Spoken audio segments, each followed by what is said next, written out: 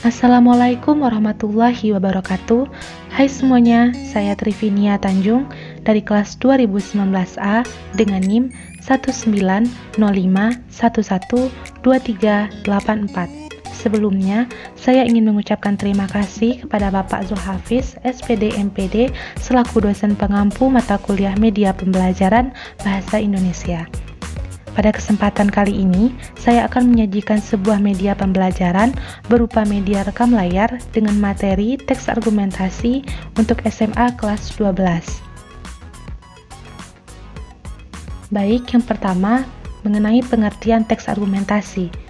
Apa itu teks argumentasi? Menurut Kamus Besar Bahasa Indonesia, argumentasi adalah alasan untuk memperkuat atau menolak suatu pendapat, pendirian, atau gagasan. Sedangkan menurut Kraft, pada tahun 1996, halaman 76, paragraf argumentasi adalah paragraf yang bertujuan mempertahankan suatu kebenaran dan pendapat para pembacanya agar bersikap dan berpendapat seperti penulis. Jadi, teks argumentasi adalah bacaan yang memuat pengembangan paragraf dengan isi bacaan yang bertujuan untuk meyakinkan atau membujuk para pembaca agar memiliki pemikiran yang sama dengan penulis.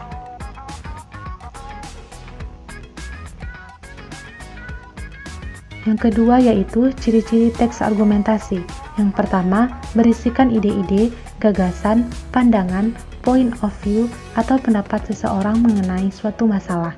Yang kedua, berisikan data-data valid, resmi, fakta, objektif, atau hasil riset seorang ilmuwan guna memperkuat sehingga pembaca merasa yakin dengan argumen tersebut.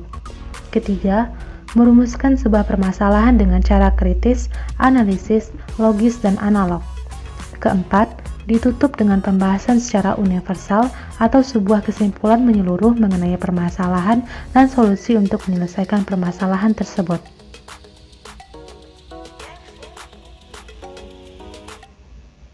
Selanjutnya yang ketiga yaitu manfaat teks argumentasi.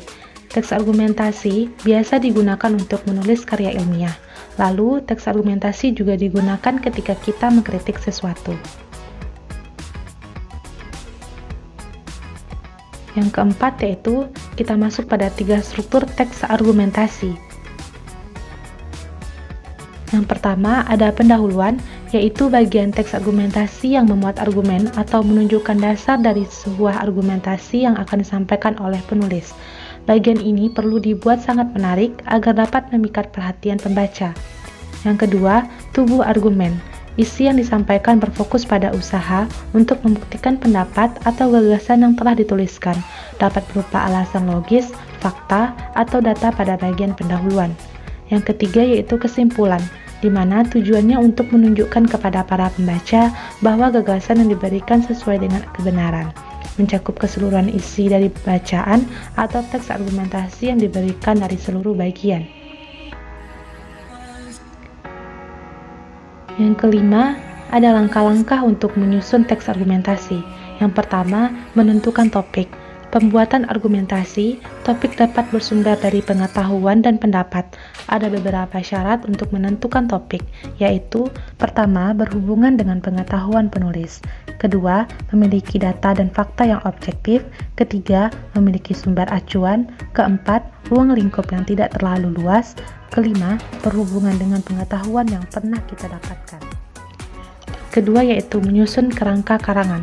Tentu saja harus disesuaikan dengan jenis teks argumentasi yang dibuat. Sebagai contoh, jika kamu ingin membuat karangan argumentasi sebab akibat, maka kerangka yang dibuat dimulai dengan sebab terlebih dahulu, baru dilanjutkan dan diakhiri dengan akibat. Yang ketiga yaitu mengembangkan kerangka karangan. Kembangkanlah sehingga menjadi paragraf yang utuh. Langkah ini menjadi langkah inti dari pembuatan teks argumentasi. Yang tidak kalah penting dalam pengembangan kerangka tulisan argumentasi adalah menyiapkan data-data pendukung dan bisa dimasukkan ke teks argumentasi yang sedang disusun tersebut. Yang keempat, menyunting karangan.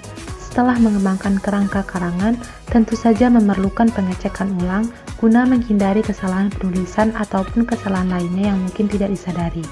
Melakukan penyuntingan juga bisa membuat kerangka bagus dan sempurna. Yang terakhir adalah contoh teks argumentasi yang berjudul kecelakaan lalu lintas. pada paragraf pertama, yaitu pendahuluannya, di mana jumlah kecelakaan lalu lintas di jalan raya semakin banyak jumlahnya, tak hanya melibatkan kendaraan roda 2, tetapi juga kendaraan roda 4. Jumlahnya meningkat dibandingkan dengan 5 tahun yang lalu. Sedangkan tubuh argumentasinya terletak pada paragraf kedua, yaitu data dari Kepolisian Republik Indonesia menunjukkan bahwa terjadi 107.500 kecelakaan lalu lintas pada tahun 2019. Jumlah ini meningkat 3% dari tahun 2018 dengan jumlah 103.672 kecelakaan. Kecelakaan paling sering terjadi menjelang Natal dan Tahun Baru. Dan kesimpulannya terletak pada paragraf ketiga, yaitu meningkatnya angka kecelakaan ini disebabkan karena meningkatnya volume kendaraan saat mereka pergi ke kampung halaman. Baiklah, sekian penjelasan yang dapat saya sampaikan. Terlebih terkurang saya mohon maaf. Assalamualaikum warahmatullahi wabarakatuh.